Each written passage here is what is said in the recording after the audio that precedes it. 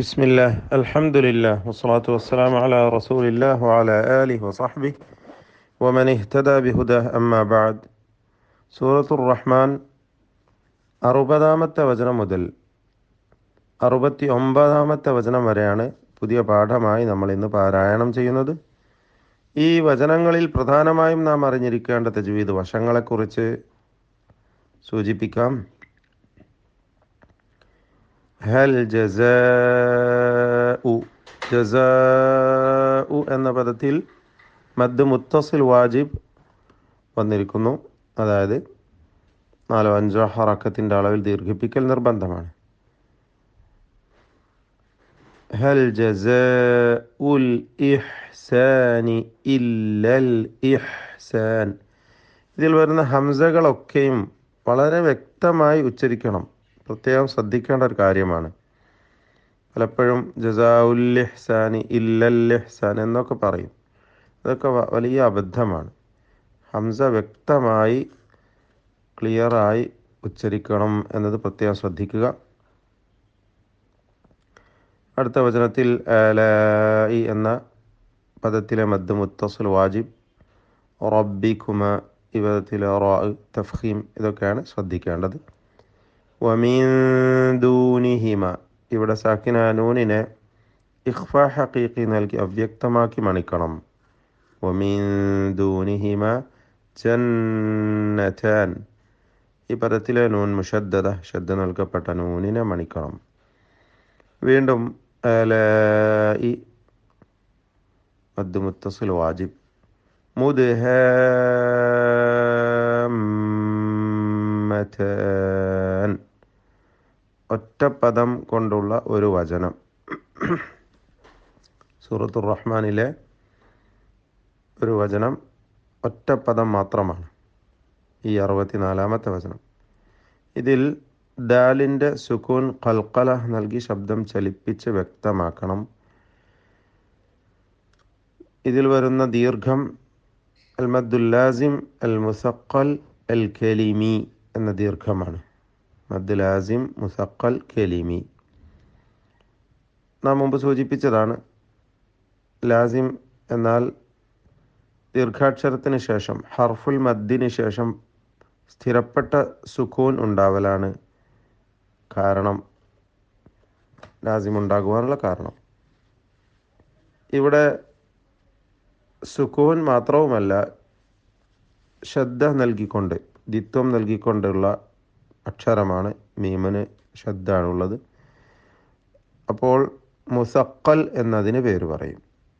ലാസിം മുസഖൽ ഒരു പദമായതുകൊണ്ട് കലിമിയ്യ് എന്നും പറയും. ഇത് 6 ഹറക്കത്തിൻ്റെ അളവിൽ ദീർഘിപ്പിക്കൽ നിർബന്ധമാണ്. മീമിന് ശബ്ദ് വരുന്നു. മീം മുഷദ്ദദ ആയതുകൊണ്ട് മണിക്കുകയും വേണം. മുദ്ഹാമ്മതാൻ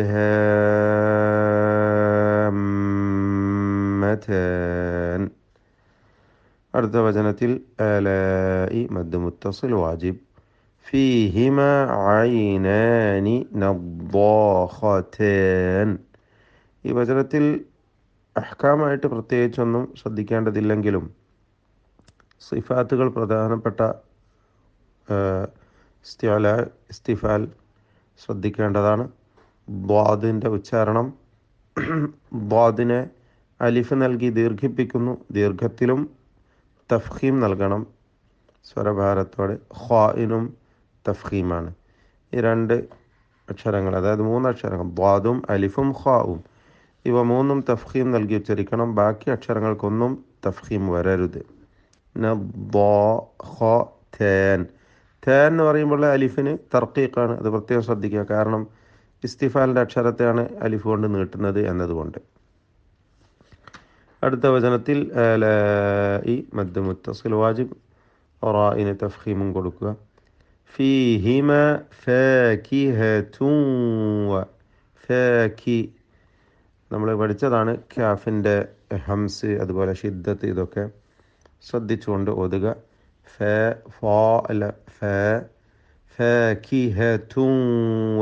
തൻവീനിനെ ഇദ്ഗാം ബിഗുന്ന നാഖിസ് നൽകി ശേഷമുള്ള വാവിൽ ഭാഗികമായി ലയിപ്പിച്ച് മണിക്കണം. വീണ്ടും നഖ്ലൂവ ഈ തൻവീനും അങ്ങനെ തന്നെ ഇത് അമ്പ്യവുന്ന ചെയ്ത് ലയിപ്പിച്ച് മണിച്ചുകൊണ്ട് ഉച്ചരിക്കണം. ഖാഇന് തഫ്ഖീമുണ്ട്, റാഇനും തഫ്ഖീമുണ്ട്. ഫാകിഹതുൻ നഖ്ലുൻ റുമ്മാൻ. നീം മുഷദ്ദദ, ശബ്ദ നൽകപ്പെട്ട മീമിനെ മണിക്കുകയും വേണം. ശേഷം വരുന്ന വചനത്തിലെ ആലാഇ എന്ന പദത്തിലെ മദ് മുത്തസിൽ വാജിബ് ശ്രദ്ധിക്കുക. റബ്ബിക്കുമ റാഇന് തഫ്ഖീം നൽകിക്കൊണ്ട് ഉച്ചരിക്കുക. ബാറകല്ലാഹു ഫീക്കും.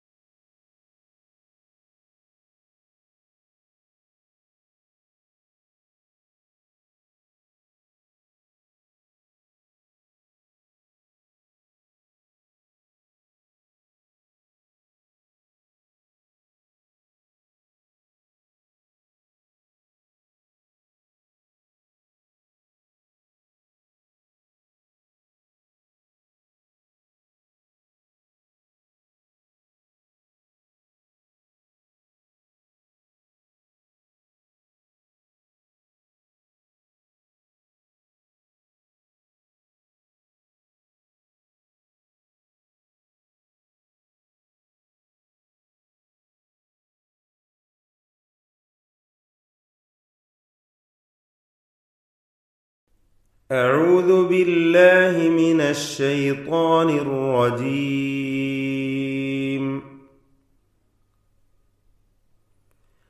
هل جزاء الإحسان إلا الإحسان فبأي آلاء ربكما تكذبان ومن دونهما جنتان فبأي آلاء ربكما تكذبان مدهامتان فبأي آلاء ربكما تكذبان فيهما عينان نضاختان فبأي آلاء ربكما تكذبان فيهما فاكهة ونخل ورمان فبأي آلاء ربكما تكذبان. بسم الله.